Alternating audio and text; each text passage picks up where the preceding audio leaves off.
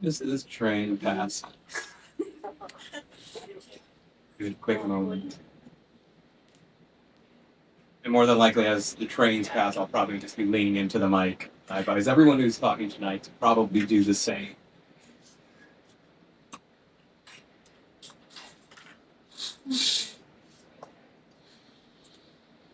All right, everyone. How's everyone doing this evening? Great. Okay, great. It's great to see everyone here. Uh, Good evening, everyone, and welcome to Healthbeat New York. My name is Tamil Periasamy, and I'll be your host and MC for tonight. It's an absolute honor to be here, and I'm thrilled to introduce this extraordinary group of individuals who will soon each show up, come to the podium, and tell us what their special aha moments were in their public health careers. Let's give them a quick round of applause to all those who are going to open and share their moments with us tonight. We are really looking forward to hearing from you, so thank you so much for sharing. We at Healthbeat would also like to thank Powerhouse Arena for their kindness in hosting and taking care of us this evening. Please also give them a round of applause. So this event is a first of its kind here in New York City, and overall it has only been done once before in Atlanta last month. We at Healthbeat are looking forward to more of these events that center on the heartfelt stories of public health within our local communities, both right here in New York City and across the country. Storytelling is as old as the human race, if not older. From pre-civilization Greek Homo sapiens huddled around the warmth of the fire pit, sharing stories of their recent successful hunting party, to today's groups of teenagers huddled over the warmth of their computer monitors, sharing stories over Discord or Twitch of their recent successful hunting party on Minecraft. Storytelling is what brings groups of people together and creates community and fellowship, of lessons learned and of self-discoveries experienced. And together, we can learn about each other and build a community of experiences and discoveries right here in New York City and right now in this space with all of us. So, some house rules and guidelines before we begin. Please do give the speakers your utmost respect by silencing your phones, being attentive and staying put while they are talking. If you need to make a quick exit or brief respite for food or drink and or the bathroom, we ask that you wait until those in-between moments. You will know when those are. Speaking of bathrooms, the bathrooms are going to be over there, kind of on the far end. Um, they do say for employees, but if I'm not mistaken, yes, they will be open for us tonight. Uh, so let's see here. Yep. So I would like to go ahead and introduce Charlene Vicenti, Healthbeat's editor-in-chief, the organizer of tonight's event, and the expert wearer of multiple hats, who shall set the stage for tonight's event. Charlene.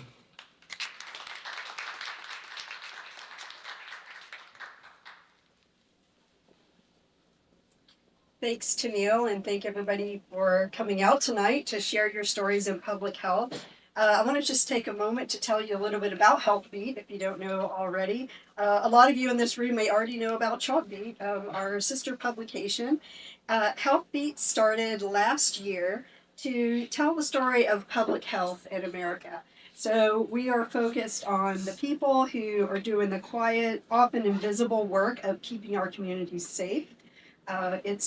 It is such a broad range of work, and the thing that has really blown me away about this work is just understanding that how broad it is and how many different issues in our life today just approach on public health. And we did this event in Atlanta last week, and the stories that came out of that are so different than the ones we have here tonight, and that's just testament to the work that all of you are doing in public health.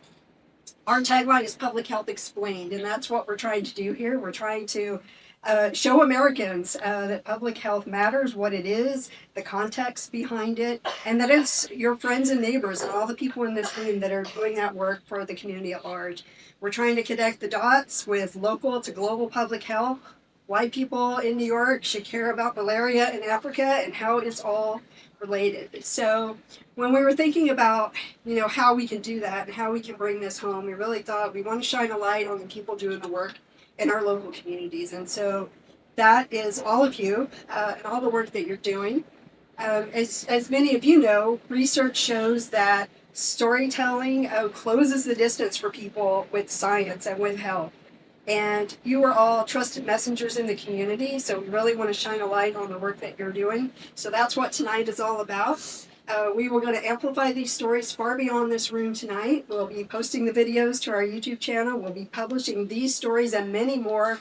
We got such a great response to the project. So many, many stories, more than we could fit into one day of storytelling. So over the next few weeks, we'll be trotting those out on Healthbeat on all our social platforms. So we encourage you to amplify those to your networks as well, and we really want to give these stories a really broad reach. So I appreciate everyone coming out tonight. Thank you to our hosts here at Powerhouse Arena. Thank you to our sponsors. Dave Chokshi from the Holy Institute at CUNY was a sponsor of tonight's event. He unfortunately couldn't be here, but I think some of his students are. So welcome to those students. And also India Home, another sponsor, and you're going to hear a story from them tonight as well as some of their great programs. So settle in for a great night of storytelling and prepare to be inspired. Thank you.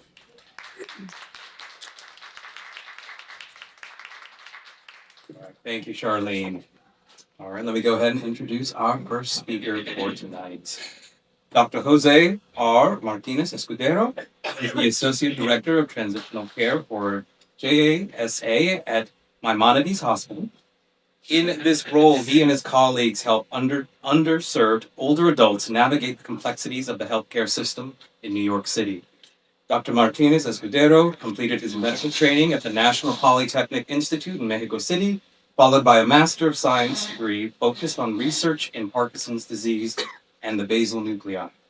Working alongside underserved New Yorkers has profoundly shaped his perspective on patient care.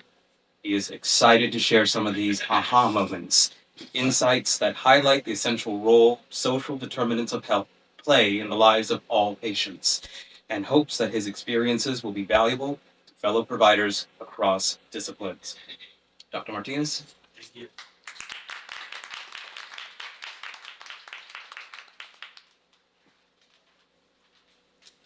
Hi, everyone. Thank you so much for this amazing opportunity. If it's okay, I would like to read my essay and then I will share some more experiences with you. Um, so, the title of my essay is The Importance of Addressing What Matters Most to Patients, and it is very important to me. Um, what matters most in healthcare goes beyond medical treatment. It is understanding what truly matters to each person and shaping care around their lives, not just their diagnosis. I learned this lesson firsthand in 2020 when I had just graduated from medical school, moved to the United States, and began my journey caring for some of New York City's most vulnerable older adults through my work at JASA, one of the city's largest providers of aging services. In medical school, I was trained to treat disease and preserve health. Yet, I quickly realized how little I knew about what happens once patients leave the hospital. Social determinants, daily challenges, and loneliness can profoundly affect recovery and quality of life. In 2021, I met a patient I will call Mr. Happy. He had recently been discharged after a prolonged hospitalization for a congestive heart failure exacerbation and ascites secondary to colon cancer. Reaching him was difficult since he was often unavailable, and the referring social worker warned me that he was hard to engage. When I finally did, he became both my teacher and my patient. My first aha moment came when Mr. Happy taught me the power of patience and persistence. After several attempts, he finally agreed to a visit. When I arrived, I immediately understood his hesitation. His apartment was nearly empty. During his hospitalization, his few possessions had been discarded. He had no chair, no linens, no clothes. He was angry and embarrassed. Through JASA's supports, I was able to provide clothing, shoes, linens, and a recliner so he could sit comfortably. As we reviewed his medications, I discovered that he had stopped taking his heart failure medication because it was unaffordable without insurance. I contacted the manufacturer, obtained a coupon, and coordinated his pharmacy with his pharmacy. I'm sorry. Within hours, he had his medication in hand.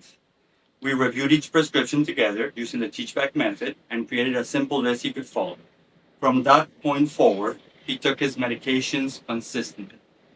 This was my second aha moment, realizing that patients often labeled as non-compliant are in fact navigating real and significant barriers to care. My final aha moment came when JASA implemented the age-friendly health system framework, which centers on asking every patient a single transformative question. What matters most to you? That question changed my entire approach to care. For Mr. Happy, what matters most was regaining his health so he could spend time with his son and siblings and once again play chess in the park. Together, we worked to make that possible by arranging transportation, medication delivery, and homemade support, and by helping him secure insurance for ongoing care. Through this experience, I learned that true healing begins when we listen deeply to what matters most. Mr. Happy became more than a patient, he became a mentor. On my final visit, we played chess together, honoring one of the things that matter most to him. He reminded me that compassionate, person centered care, grounded in empathy and partnership, is at the heart of medicine. Um, Thank you. So that is my piece. So I just want to say, I am so lucky to have been able to move to the States and begin working with a big not-for-profit organization that is amazing with New Yorkers, JASA, and I feel very lucky. And interacting with the patients and being able to help them at their home, being able to understand what they're going through, what they're living, what their situation is, what their economy is, has transformed how I think about patient care. Usually, when patients leave the hospital, providers don't have a clue for the most part of what's going on at their house, and a lot of the times, it seems like patients can be difficult, because they don't take their medications or they don't go to their appointments. But the reality is different, and a lot of these patients have a lot of challenges to be able to do these things, and these are real challenges. Some don't have money, others don't have insurance, and just being able to help them out with things that seem so simple as providing transportation or maybe just calling somebody and see how they're doing because they feel lonely has really changed my perspective. And I just hope that everyone could learn a little bit from this. Be patient with your patients and be nice. A lot of times we don't have a good idea of what's going on at their house.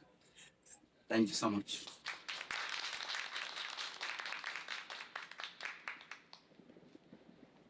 Thank you so much for that, Dr. Martinez. All right. So next we have Kelly Dunham, who's a nurse, writer, an educator, and a comedian, sometimes all at once.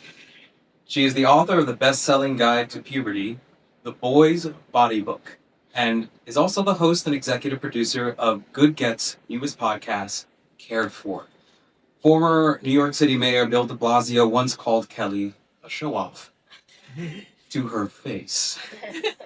Tonight, she shares about how she came to see that students' stories about how they connect with the world are fundamentally stories about health. Kelly?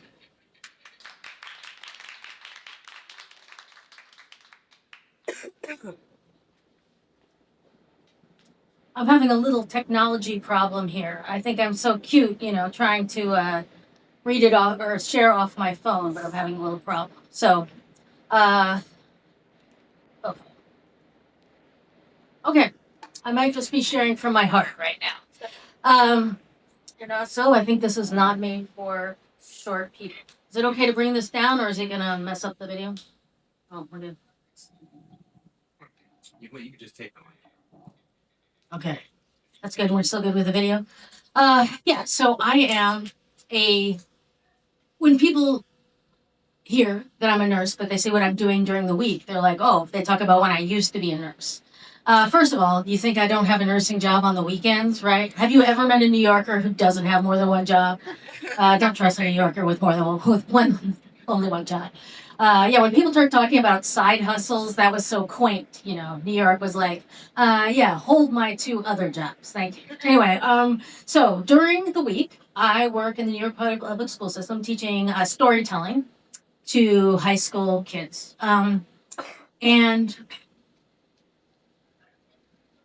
one of the most amazing things about doing that is the ways that I find that it interacts with health constantly.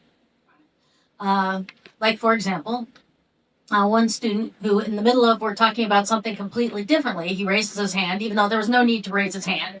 And we were all just sitting in a circle doing like an icebreaker. He says, "Oh, my mom says I have the cortisol." Like, your mom says you have the cortisol? He's like, "Yeah, the cort." Now we have no, not no. Okay, am I doing it without the mic now?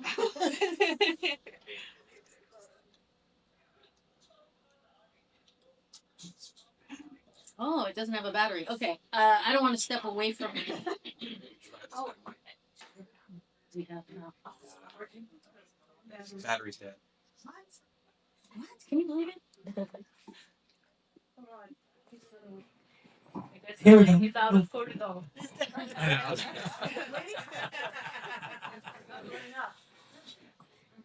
And that gave me a chance to find my notes. So that's fantastic. How about that? Thank you very much, technology.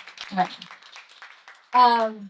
So I've swapped my exam room for a classroom and my stethoscope for composition notebooks, except on weekends when I do home care because I'm a New Yorker. And now I'm deal with 30 teenagers at a time who talk about, they have very different ideas of what is urgent. Usually it involves a cell phone. That's a category 1 trauma when your cell phone is dying. But the student who forgets breakfast, right? And can't focus on their essay, right? That's about blood sugar. Another student keeps her head down, not out of defiance, even though that's often in the same way that in healthcare we often label patients non-compliant. In the education system, we often label students non-compliant when they're just really tired, right? Or they don't have any place to sleep. They're sleeping on the couch. And how much sleep do you think you get on the couch, right? Somebody shares a story about losing a cousin to gun violence, and that's about community health, trauma, grief, and all the ways that we have to fit into a very, very broken system. Even grammar, I will say grammar sometimes feels like triage, right? I cannot fix everything at once. Sometimes I feel like I can't fix everything. If we could just get the comma in the right place, Sometimes it feels like a comma is the only thing between total linguistic collapse. So the student who said he had the cortisol, and I realized, okay, I have to slow down. We have to have this conversation. And I was like, well, you can't really catch cortisol. And then I stopped myself and I was like, kind of you can, right? The whole ecosystem of anxiety, about rent spikes, sirens at 3 a.m., snap being cut off, metal detectors at school. Don't even get me started on metal detectors at school. And his shoulders dropped in relief. I mean, partly because he felt understood and also because he thought like, oh, I don't have a Victorian disease with a strange name. So my job officially is to teach storytelling. But the truth is that every story has a pulse. What I'm actually doing is helping students narrate their lives in ways that reveal the strengths that they already carry. New Yorkers get a reputation for being tough. I think we are tough. But I keep discovering that the real toughness is quiet. The resilient to wake up, show up, and name what's hurting you. What I have to offer the city is not my expertise, not my outward expertise. It's the ability to help people see their own capabilities, their own patterns of surviving, and their own brilliance. They tell their stories and suddenly they realize they've had strengths the whole time. Now it sounds like the Wizard of Oz, right? You had the home within you the whole time. And that they had strength that no diagnostic code could ever capture, right? Is there an ICD-10 code for being a badass? One student wrote about an uncle who refused to go to the doctor because men don't need checkups. His last line was, he died because he didn't care. He died because he did what he'd been taught. That sentence hit harder than any peer-reviewed article we could ever hand out. It reminded me that lived experience isn't just anecdote, it's data with a heartbeat. honestly, if journals publish half the things my students say, researchers would be out of a job. And I write that line and I'm like, yeah, but let's not put researchers out of a job. Too anti-science right now, right? Say that. Um, but sometimes my work happens outside of school hours and not even in the homes I work in as a nurse during the weekends. Like the night I got a 12:40 a.m. test from just somebody I know from the community, a trans person I know from the community. And I got the text, says, sorry, I'm late. It's late. I think I might need to go to the ER. Providers, if somebody texts you at 12:47 saying, do I need to go to the ER? What is the answer usually? 100%. Yeah, 100% of the time it's like, yes. The person's really looking for you to say like, oh no, it'll be fine. Wait and go to urgent care. And always it's an ER situation. So it's classic New York timing. Crises always wait until the trains are running every 27 to 48 minutes. Translated from MTA to English, which is like whenever they're going to run.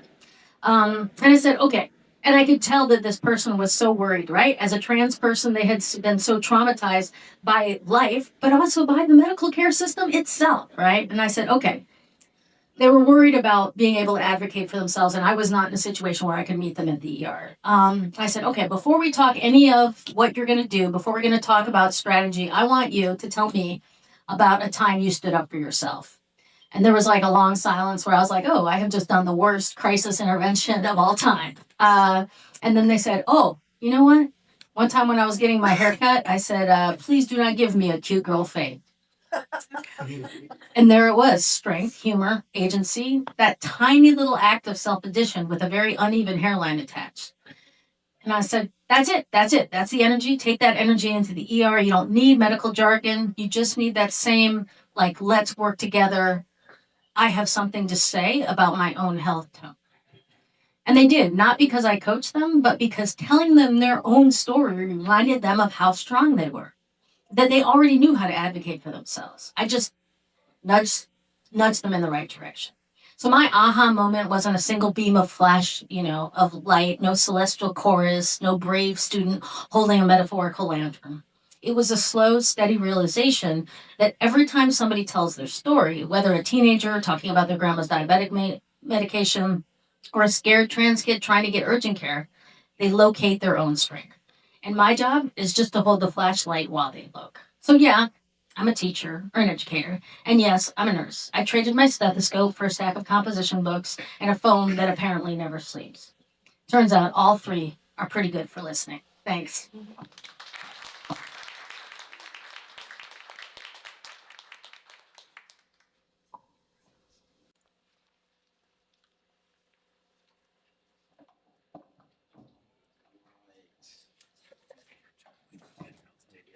Okay, testing. All right. Thank you so much, Kelly, for sharing your story. All right. Next, I will be introducing Neetu Jain. Healthbeat is grateful to welcome to the stage another of tonight's sponsors, India Home, which offers programs for senior New Yorkers. An India Home volunteer, Neetu Jain is a CPA who runs her own practice with her husband, Hemant Jain. Besides India Home, Neetu has volunteered with a range of organizations, including the Jain Temple, Garrick's Public Schools, Black Woman Enterprises, and more. We'll share the story of the aha moment that led to the founding of India Home. It is a story written by Dr. Vashantara Kalasutti, also known as Dr. K, psychiatrist specializing in geriatrics. Dr. K is away and couldn't attend tonight's event, so she asked Neetu to step in and tell her story. So let's welcome to the stage Neetu.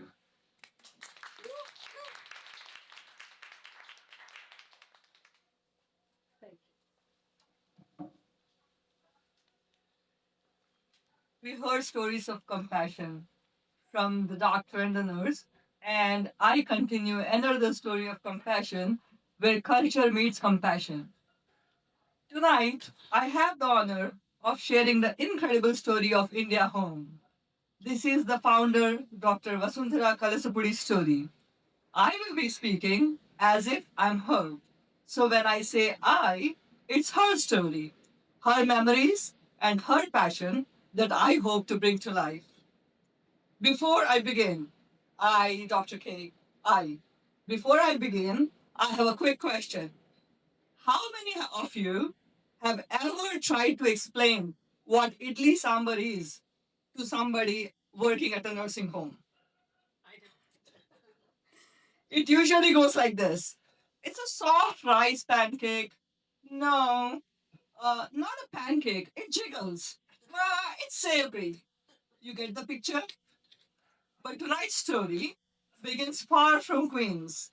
It begins in a small, quiet village in Andhra Pradesh, India, called Bangaramma Peta.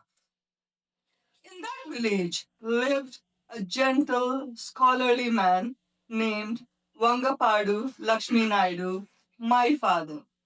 A man who spent his days surrounded by books, ideas, and the calm joy of thinking deeply.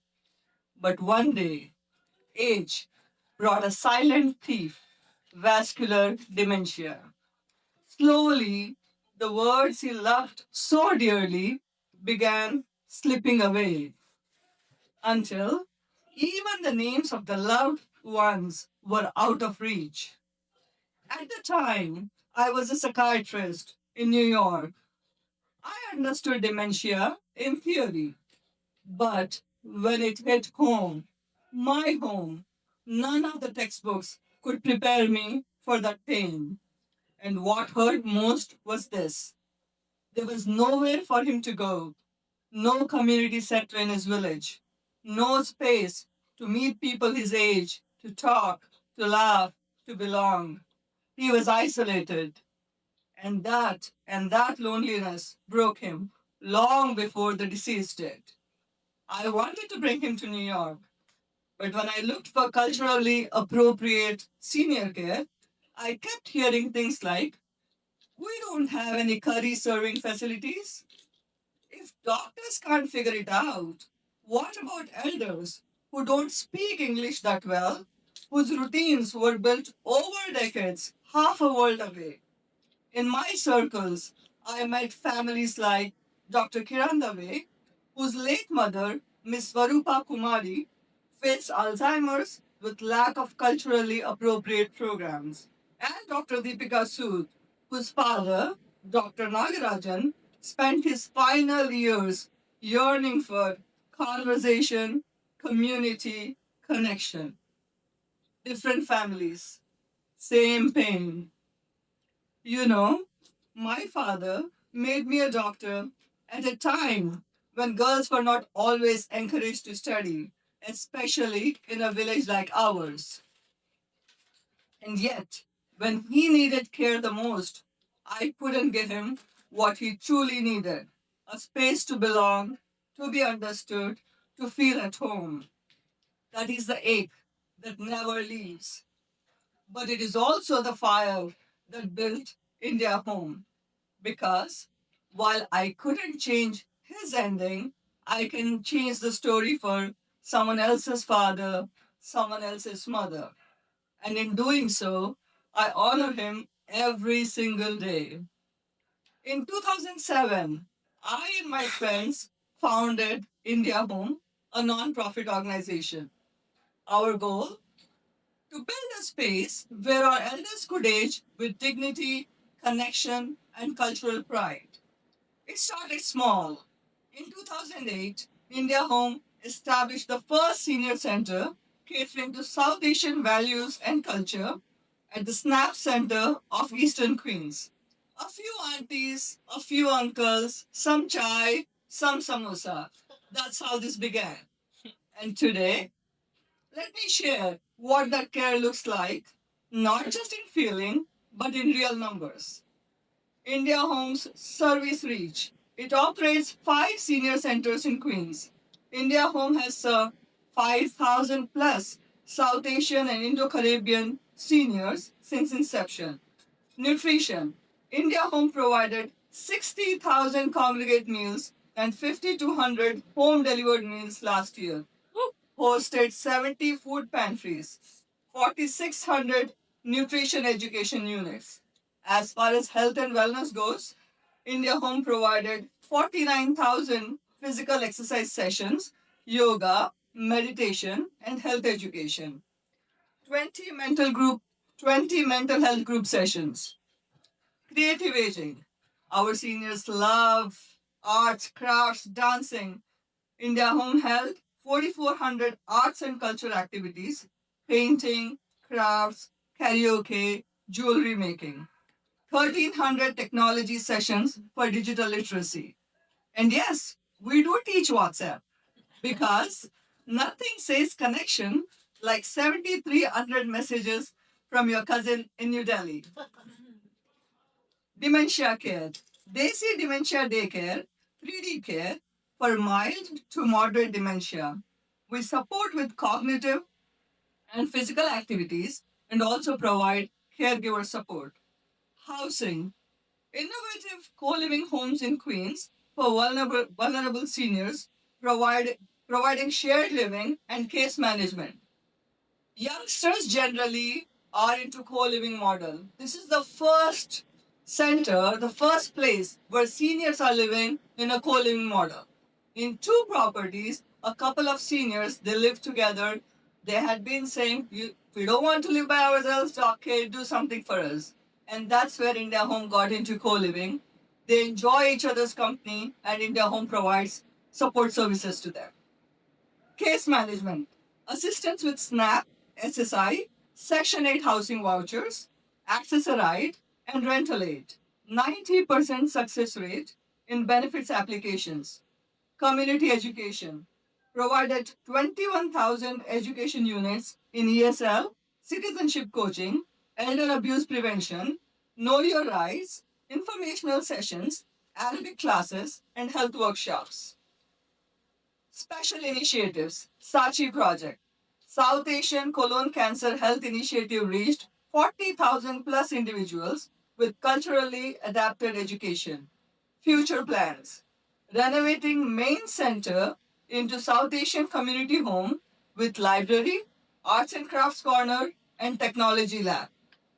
Future plan. Providing 100% low income affordable housing units to seniors.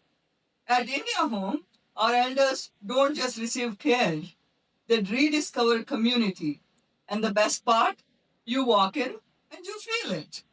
You hear Hindi, Gujarati, Bengali, Urdu, Punjabi, English, Telugu, Tamil, Malayalam, Kannada, Sinhala, Creole, and so on. You smell spices, cumin, cardamom, and tea. You hear laughter, not only from staff, but from elders rediscovering joy. One auntie told us, "I don't want to wait for weekends anymore. I wait for Mondays so I can come back to India Home." When Mondays become popular, you know you're doing something right. And this space, it's not just for our parents, it's for us. Because one day, we will be those elders hopefully doing yoga, probably gossiping after it, and when that day comes, we will want a space that gets us. India Home is now a national model for culturally competent elder care. But to me, it is something more personal. Every smile I see there carries a piece of my father's legacy. He taught me that words can heal. India Home is my way of giving that healing back. One elder, one story, one day at a time. So, what happens when compassion meets culture? You get India Home, a place where aging is not endured, aging is celebrated. Thank you.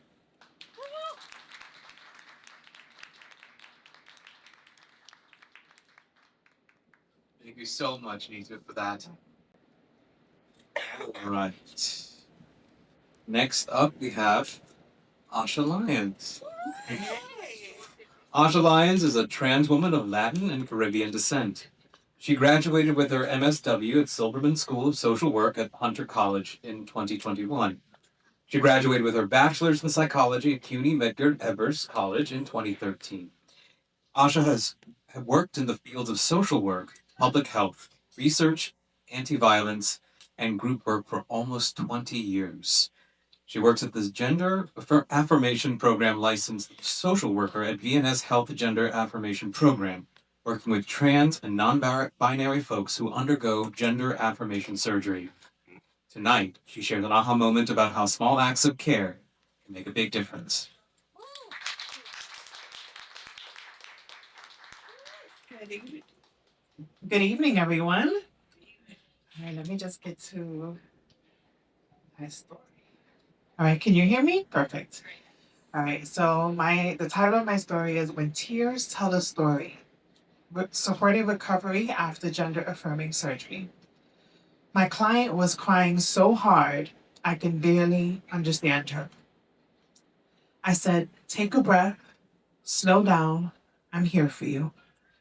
As a social worker with the VNS Health Gender Affirmation Program, I'm often the first trans person and someone who also undergone gender affirmation surgery that my clients get to speak to after returning home from surgery. It's a life-changing moment filled with both joy and vulnerability. As she calmed down, I realized these were not only happy tears, but tears of pain. She was thrilled after her first surgery, something she had dreamed of for years, but alongside joy came isolation, fear, and stress. I reassured my client that she will get through this because she has a team of competent people who are caring for her, and that I speak to people every day who are struggling with recovery. And I have witnessed many who have persevered and who are happy. As a woman of transgender experience, I know these highs and lows. When I came home from my first surgery, I was ecstatic, but also scared and alone. Every meal, every medication, every moment of pain was mine to manage. That surgery saved my life, but the journey was hard. And that's why I believe no one should have to go through it alone. So turning my pain into power by showing up for others in ways people did not show up for me. Today, I help clients feel safe and supported physically and emotionally. That means, thankfully, with the grace of City Council funding, we're able to arrange groceries, transportation, counseling, and sometimes just being a trusted voice. Because healing isn't only about the body, it's about dignity and belonging. And like Dr. Martinez mentioned earlier, also addressing social determinants to health. My client shared a painful experience, a trip to the ER where staff didn't understand her needs and caused more harm than respite. So, what I can say is that this specific person, days after surgery, she has to be able to avoid, right? So you have 24 hours after your catheter is removed, after vaginoplasty. And if you're unable to use the bathroom, you have to go to the ER. So she went to an ER that knew nothing about dealing with newly created vaginas. So she was really swollen and they couldn't find her urethra. So imagine you're really swollen in that sensitive area, right? And someone's trying to prick you to put in a new catheter. Well, that was her experience. She was crying for days, in pain for days. And because I speak to many people like her, I know how to navigate this surgery. And also, of course, I experienced it, so I get it. And one of the aha moments is that it is so important that when you're serving the trans community, that you get people that are representative of the people that you serve, right? And again, I'm not only trans, but I also had the surgery. And I instill hope in many of our patients by letting them know you're going to get through this and not giving false hope, right? Not giving false hope, but letting them know you're going to get through this. And that's what I did with that patient.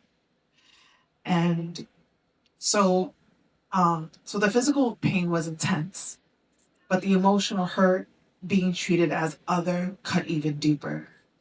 These moments remind me why this work matters, why it's important for women like myself to be advocates for the community.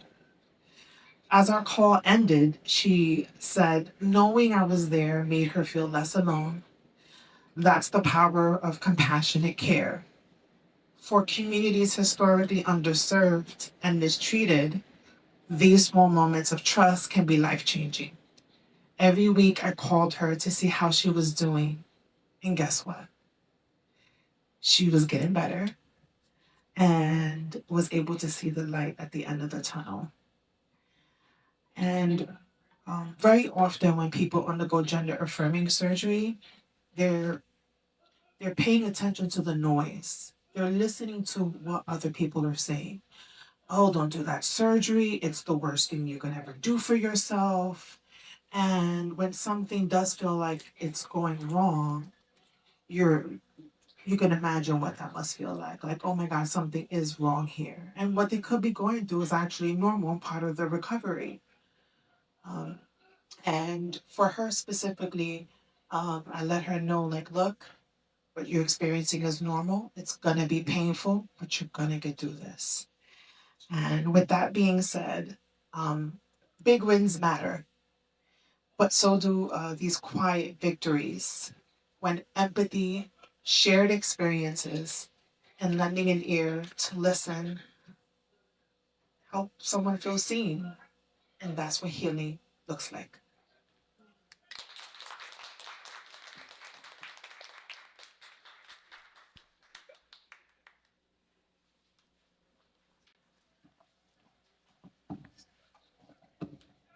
There we go.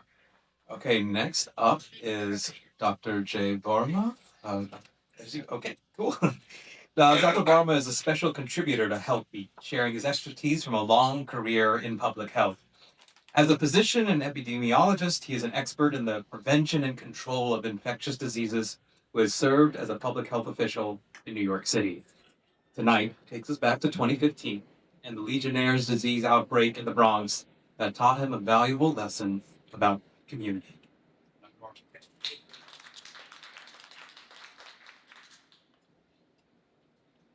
In July, in July 2015, I stood in front of a packed auditorium in the South Bronx.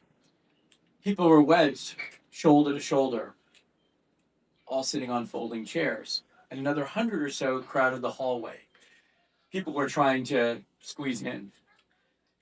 I come there to talk about facts. What I didn't realize until later was that they had all come there to talk about justice. That was the night I learned that in public health, relationships always come first and facts come 2nd. Mm-hmm. The town hall had been organized by the Bronx borough president to discuss a large outbreak of Legionnaire's disease. Legionnaire's disease is a severe pneumonia. It's caused by a bacteria that can grow in the water. One of the common sources of this is cooling towers.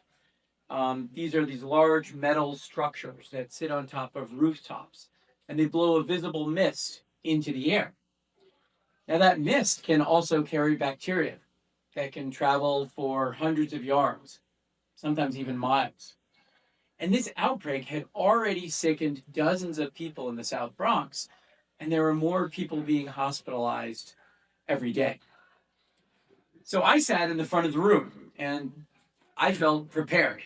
I was wearing my favorite suit. It was a charcoal gray Ludlow type suit from J. Crew, kind of the type that our new mayor-elect likes to wear as well. It wasn't the most appropriate suit for a hot summer night, but it felt appropriate to me. I wanted to project authority. I wanted to project credibility. I wanted to appear trustworthy. And I also carried with me the tools of the public health trade. I brought with me maps and figures. And most important, I had the confidence that the best epidemiologists, microbiologists, environmental health people in the city had collected the data, they had crunched the numbers, and using all of that information, we had contained the threat. And I believe that if I explained that data clearly enough, then people would leave this meeting reassured. And that's not what happened. So I started my presentation the way I trained at CDC. You know, first you describe the disease. What causes it? How is it transmitted? How do you cure it? Then I described our investigation. I showed a map of all the cases and I showed how You know, when you look at that map, it really shows that everything localizes to this one area, and there's a pattern there about things flying through the air. And I told the room that we had identified several contaminated cooling towers in their neighborhood. We had ordered all of them cleaned, and we were quite confident that one of those cooling towers was the source of this outbreak. The air, I told everybody, was now safe to breathe. When I stopped talking, I scanned the room. People's heads shook from side to side in disagreement. They turned to their neighbors and scowled. Hand shot. People started shouting over one another. And I was suddenly kind of confused. Had I not explained the facts clearly enough? What if I just say it, the same thing, but maybe with some slightly different phrasing? And then all of a sudden, a woman's voice rose from the back. She spoke sharply and forcefully, and it stopped everyone else from talking. Why is this outbreak only happening here in the Bronx? Why is it always happening here? Why is it always in our community? She wanted to know. I felt the power just rush out of my suit. It was now constricting me. My palms were sweating. My black leather shoes were weighing me down. I had not come prepared to answer that question. And when I get flustered, I don't really stop to think. I don't really stop to listen. I just talk. And I talk some more. And so I kept repeating, the air is safe. The water is safe to drink. Because those are the facts. But for some reason in my mind, I couldn't figure out why the facts weren't quelling everyone's anger. And that's the moment that stays with me. The moment I realized that the facts in public health are never enough. By the time I got to that town hall, I was, confident that we had found and cleaned the likely source of this outbreak. It was a cooling tower on top of a boutique hotel that had been newly constructed and sat in the middle of this neighborhood where people were sick. So when I said the air was safe, that was true. I believed it, and in fact, it was true. But what they heard me say was something very different. They heard government saying, just calm down. No need for you all to get worked up. We got it taken care of. They heard a system that had failed to protect them for a long time in the past. And now we were asking them to trust us. And that this time was somehow different than all of the times in the past. They heard the long history of neglect that had shaped their daily lives long before anybody in that neighborhood had gotten sick from this outbreak. So, in this community where chronic disease and environmental pollution, violence, racism, are fixtures of their daily lives, this outbreak felt like yet another insult, yet another unfair and unnecessary injury. Why does this always happen here? Why is our neighborhood the one that always suffers? Why should we believe you now? I had come there to talk about pathogens and probabilities. That's what I've been trained to do. They came to talk about, fairness and dignity. They wanted to know whether their lives truly counted as much as everyone else's in the city. And I realized I had walked into that room thinking my job was to lower people's fear by explaining risk. What I had not understood until that night was that my job was to listen and to feel their outrage and to connect with them on an emotional level. The anger in that room was not fundamentally about risks or the facts of this outbreak. It was about the relationship between the city government and this community. And they were outraged at the way they had been treated in this relationship. Outrage as I now understand better, is shaped as much by history as it is by the acute hazards those of us who work on infectious diseases are fighting every day. Communities react to these threats based on the stress that they already carry with them, the inequities that they endure daily, and the way institutions have treated them long before anybody is getting sick in an outbreak. So, what I learned that night is actually simple, but it's often overlooked in our public health training. If you want people to trust you in a crisis, you need to get to know them before the crisis itself. As public health officials, we have to stop focusing only on our technical excellence. We must focus on our relationships with people and with communities. And if we wait until an outbreak to learn how people live, to learn what they love, to learn what they fear, um, and to learn how government has failed them in the past, then we're going to be speaking past them when we need them most to be speaking with them. So that was the night that I learned that in public health, relationships always come first and the facts come second. Thank you. Dr. Barmer, I just love how that resonates a lot, especially with the mantra of our incoming mayor. Yep. It means a lot. Thank you so much for sharing that. Next up is Nadia Shepard. Nadia? Nadia is a community associate at the New York City Department of Health and Mental Hygiene's neighborhood rat reduction unit, where she focuses on rat mitigation, zoonotic disease surveillance, and public health outreach. She is also a student, pursuing a Bachelor of Science degree in public health and plans to continue with a master's in health policy and management. Her work blends academic rigor with real world experience to promote environmental health equity and strengthen community resilience, especially in underserved neighborhoods. Tonight, she shares a story from the field of fighting one of New York City's most famous and quintessential public health pets, rats. Nadia.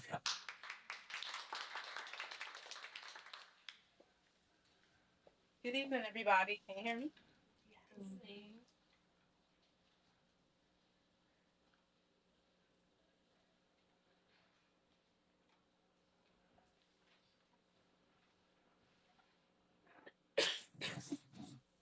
Prior to joining the New York City Department of Health, Med- Prior to joining the New York City Department of Health and Mental Hygiene Rat Reduction Unit in August of 2023, I wore many, many hats in my journey over the years. I have worked at a supermarket, I was an EMT, and I even worked at the post office as a supervisor. I've been all over the place, still trying to get my life together. While all of these are different, they all share one commonality: community engagement. That's why when I joined the New York City Health Department, I knew I'd be a part of something important, but I didn't realize just how deeply it would resonate with me. I work on rat reduction and prevention, and one of my favorite parts of the job is visiting parks. I'm outside all day, all weathers, whatever it is, I'm outside. You'll find me outside in the bushes. I like to visit the Jack Robinson Park, St. Nicholas Park, and Riverside Park during my monthly checks. When I first started, these parks were riddled with rat activity. Burrows were easily spotted, and signs of infestation were everywhere. But over time, I noticed something remarkable: the rats were disappearing. Now I sometimes have to search just to find evidence. The shift didn't happen overnight. It's the result of lots of hard work and long-standing partnerships with our sister agencies, such as sanitation and parks. From our rat contraceptive pilot study to our community engagement efforts, I get to play a small but meaningful role in the study by collecting field data. While this may seem like a simple task, the information that is gathered helps my team and I brainstorm new strategies and refine our approaches to rat mitigation across the city. This work is not only about reducing the rat sightings, but helping New Yorkers reclaim public spaces. It's incredibly rewarding to know that my contributions are helping to shape real solutions for our city. One of the most fulfilling parts of this work has been getting to know the people who care for these parks every day, the gardeners and the exterminators team. Each month, I've had the chance to build relationship and share updates on our progress. They've taught me how to spot subtle signs of rat activity, and I've been able to offer data that helps guide their on the ground efforts. It's a true partnership, and it made my visit feel like shared mission. One moment that really stuck with me happened during a check-in at Jackie Robinson Park. A longtime resident approached me and said, "I see you here every month. Whatever you're doing, it's working. My grandkids are back on the swings." That was my aha moment. I realized that our work isn't just about controlling rats, it's about it's about restoring public spaces, rebuilding trust, and protecting the health of New Yorkers. I am proud to be a part of this team and its mission. Every data point, every park visit, every conversation with a gardener or exterminator or community member reminds me that public health is about people and the smallest actions can lead to big change. This has led me to pursue my degree in public health, which I hope to use in order to make a difference in the lives of New Yorkers. Thank you.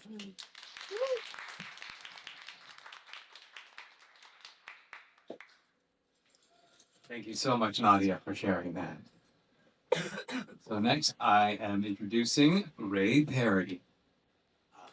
Ray is a program coordinator for Saving Mothers, a nonprofit dedicated to addressing the maternal health crisis around the world. She earned her MPH from NYU, concentrating for students in and outside the classroom on community interventions, the preservation of indigenous practices, and decolonization. Tonight, she shares her aha moment about how the toolkits provided by Saving Mothers has unexpected benefits. Ray?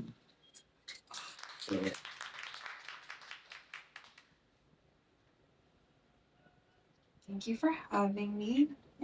Um, okay. I'm going to share the story with you of two aha moments, both revolving around the life saving toolkits that we at Saving Mothers distribute to pregnant women.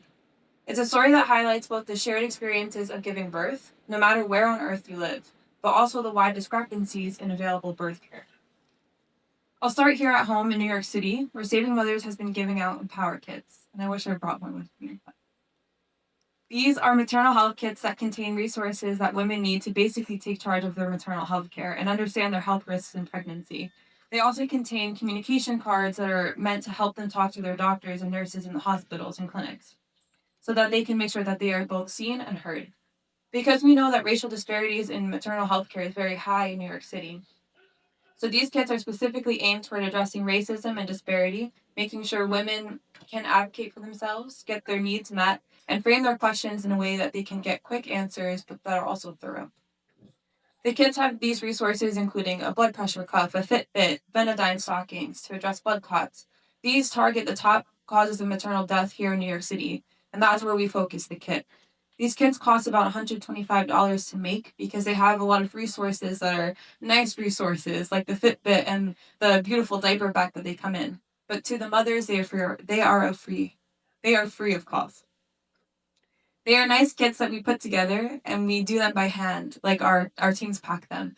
The goal of the kit was to reduce maternal health, was to reduce maternal deaths, and to improve their odds in pregnancy. We give it out to the women and we ask for feedback. And one mom, I remember, said that, and this was definitely an aha moment. One mom said when she opened the kit and she looked at the resources, and when we asked for her feedback, she said, "When I opened this kit, I just started crying because no one has ever given me something so beautiful and so valuable. And I never thought that I deserved something so valuable." That was her feedback.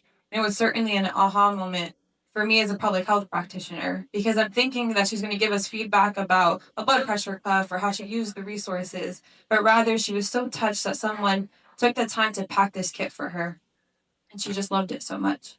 She said, "I brought my Empower kit everywhere. I brought it to every appointment. I did everything that was in it. I felt so lucky to have such a resource." I thought that was really, really interesting and really telling about how mothers, especially underserved mothers, those who live in shelters or areas in the city where they don't have a lot of access, are truly in need of attention, of care. She could see that we put a lot of thought and effort into it. And so when we added to it from based on feedback from people with notes and affirmations saying that you can do this, we understand you, we hear you, the feedback was even better.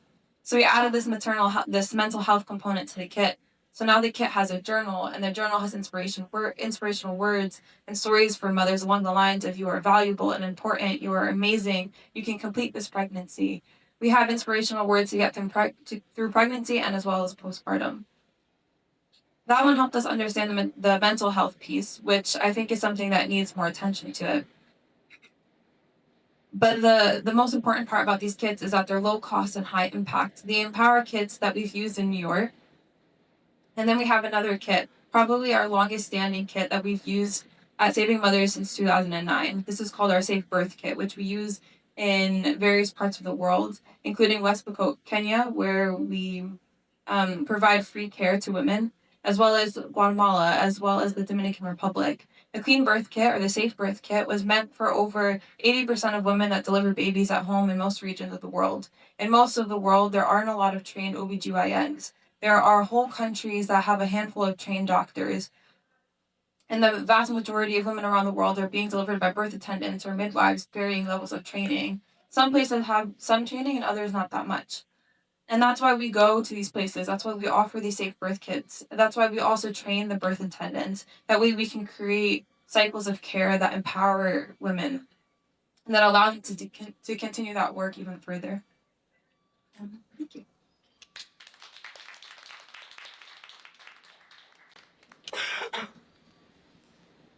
All right, next up we have Vidya Tiramurti.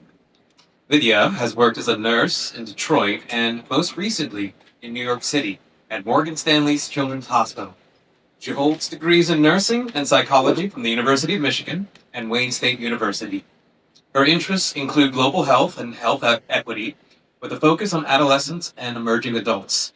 Tonight, she shares some aha moments across time and place, from New York to Michigan to India and back again. Vidya?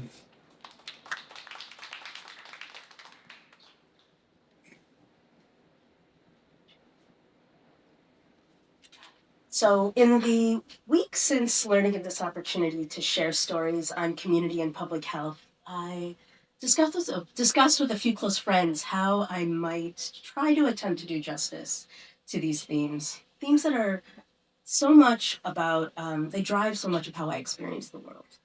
And one such friend that I was talking to was gently reminding me how I had already said most of it to her in our conversations. So, this is an attempt to share the essence of those exchanges. The scope of public health can make it seem as though individuals have very little effect. And then a moment will remind me what underpins all of it are the individuals themselves, their stories, everything that led to whatever moment we're in or decision we're trying to make.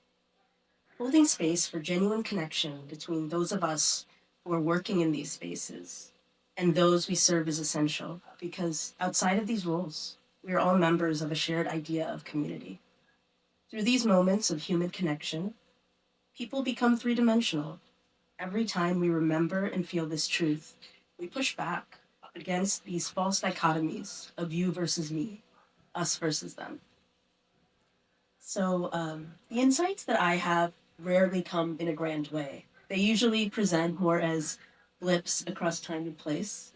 A conversation in New York will connect to a moment in Michigan, and experiences in India will have a through line back to another in New York. So, here are a few such moments. One day, while volunteering at a food bank in New York City this past summer, I found myself alongside an individual who was so put together. This person was an artist by vocation, and she was imbued with confidence and humor.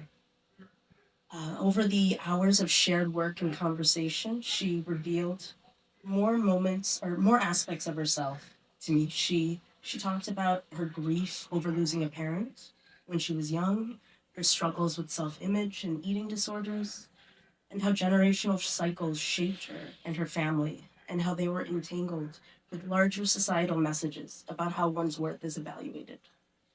Beneath style and security was another human being looking for peace while navigating pain and hope. A few years ago, as part of a team at a no cost community health clinic in rural Michigan, I was witness week after week to the various needs and truths of those utilizing the clinic services. Many patients worked full time, but could still not consistently afford the cost of medications for some of their chronic conditions like diabetes. I remember chatting with another established patient over the months at the clinic, and he never complained when there was a long wait, and there was almost always a long wait. And he would stay after his appointment to continue conversing with office staff. And eventually, what I learned was that these moments were one of his main sources of social interaction. Another moment was shadowing a bilingual provider at the clinic and seeing how her ability to communicate fluently and in a way that developed rapport and trust, how that helped reveal additional and relevant layers to a patient's complex health history, and ultimately that refined their care plan. And last year, when I visited relatives in India after many years away, I was reminded again of the universality of humans' desire for self determination, belonging, safety, and understanding. Sometimes it took different forms within tradition, religion, or social systems, but the essence was the same. Soon after returning to New York from India, I was part of the care team for an adolescent patient who was hospitalized for complications related to anorexia. Through many 12-hour shifts together, I came to appreciate her pride in her family's traditions, her pride in her family's spirituality, as well as her desire to honor that and not be subsumed by it. When her parents came to visit, I witnessed her joy at seeing them, as well as her pain for how their love and despair often echoed the very messages she identified as part of the cycles she was trying to break. Often, connection seems like a luxury our healthcare system can't afford. On the surface, it appears like it won't fit with healthcare metrics related to efficiency. But again and again, as a nurse, as a volunteer, and as a member of the shared community, I've come to see that while science and knowledge give us tools, astounding tools, it's our interconnectedness with other beings that gives us purpose. One form of that is in the stories we tell and the space we hold for one another. When we lose sight of this, every protocol, every policy, every system we design, they are similarly limited, as they miss core aspects of what it means to not only exist, but have a chance to thrive. Thank you.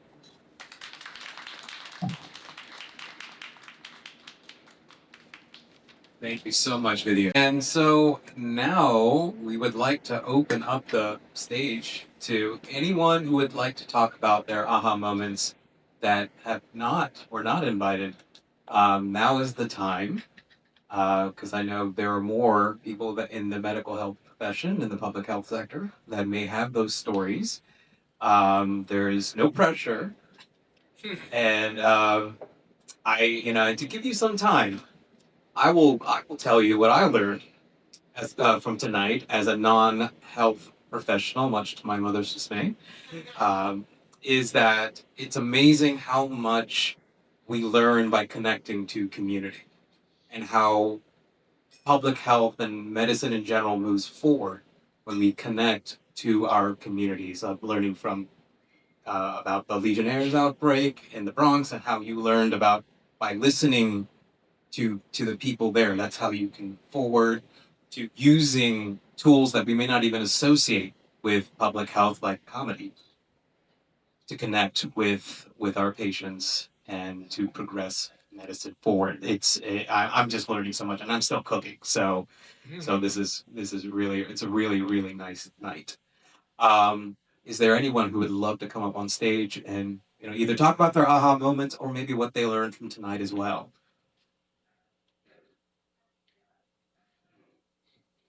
Anyone? Not to be too shy. And if anyone who already came up and would like to talk about what they learned from everyone else, also we can do. Anyone? Charlene, for those who may not be connected to health beat, what are some like? Is there social media? Is there a way to like? Is there a mailing list to connect to?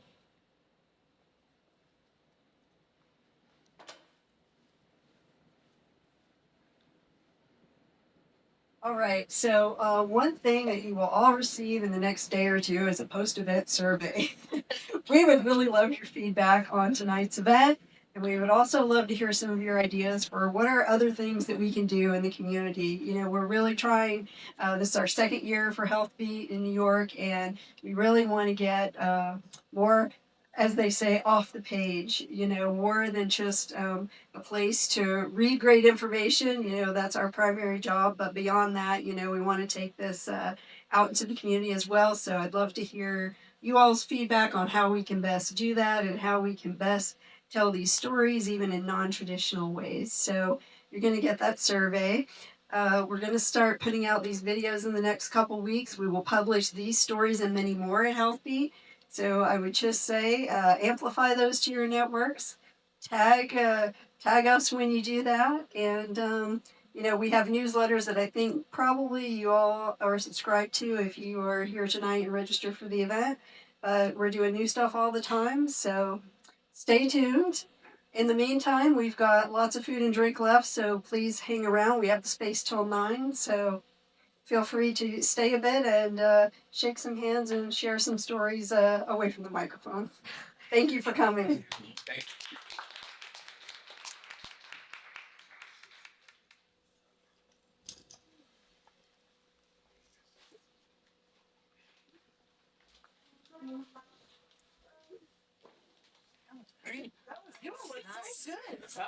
you so much. Awesome, right? Yeah, he's my person. I really.